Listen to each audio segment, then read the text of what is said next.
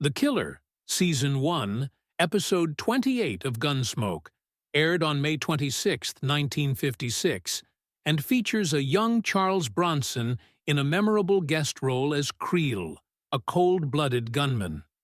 This episode stands out for its intense physical confrontation and the risky decision to pit Marshal Matt Dillon, James Arness, against a formidable opponent played by an actor who would later become a Hollywood icon.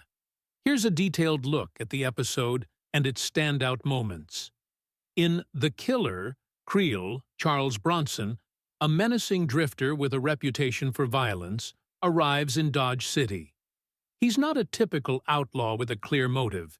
He kills for pleasure, picking fights and goading men into drawing on him so he can gun them down legally in self-defense. Matt Dillon catches wind of Creel's presence after he kills a man in a saloon brawl, claiming it was a fair fight. Suspicious and determined to protect the town, Matt confronts Creel, warning him to leave. Creel, however, taunts Matt, sensing an opportunity to add a marshal to his list of victims.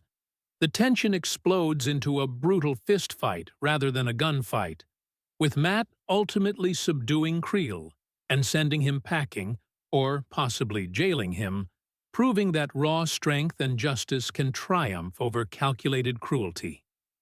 The risky scene, Matt vs. Creel fistfight. The episode's climax, a savage hand-to-hand brawl between Matt Dillon and Creel, was a risky and defining moment.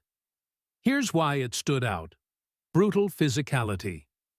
Unlike the quick-draw shootouts typical of westerns, The Killer opts for a prolonged, gritty fistfight. Charles Bronson, already known for his rugged intensity, and James Arness, a towering 6 feet 7 inches presence, trade heavy blows in a scene that feels raw and unpolished.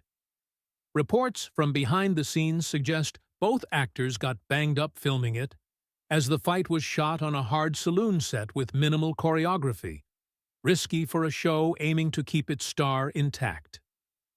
Hero tested. Matt doesn't rely on his gun here, which was a bold choice. Creel's skill with a pistol is established early, so putting Matt in a situation where he can't draw first, to avoid legal repercussions, heightens the stakes. The physical struggle, Matt slamming Creel into tables or walls, shows him vulnerable yet relentless, a risky departure from the invincible lawman archetype. Charles Bronson's menace. Bronson's Creel is a chilling antagonist. His quiet, smirking delivery and predatory demeanor make him a believable threat, risking viewer unease. A key moment has him calmly recounting his kills to Matt, daring him to act. This psychological edge made the physical showdown even more gripping. Why it worked. The fistfight paid off as a visceral payoff to the episode's slow-burn tension.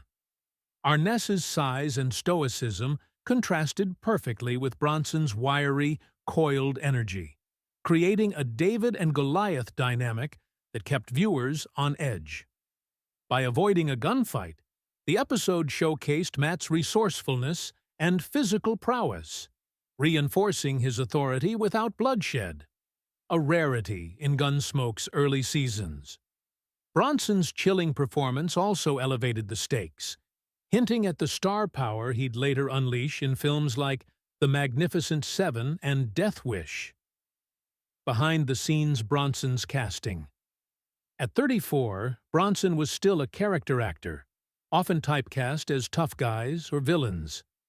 His role in The Killer capitalized on his physicality and brooding presence, reportedly earning him praise from the crew despite his limited dialogue. Arness's stunt work. James Arness frequently did his own stunts, and this episode was no exception. He later recalled the fight with Bronson as one of the roughest of the early seasons, with both actors throwing real punches, softened for safety, but still impactful. The lack of padding or stunt doubles added authenticity, but upped the risk. Network reaction. CBS reportedly liked the episode's intensity, but cautioned producers about excessive violence, as Gunsmoke was still finding its footing with audiences.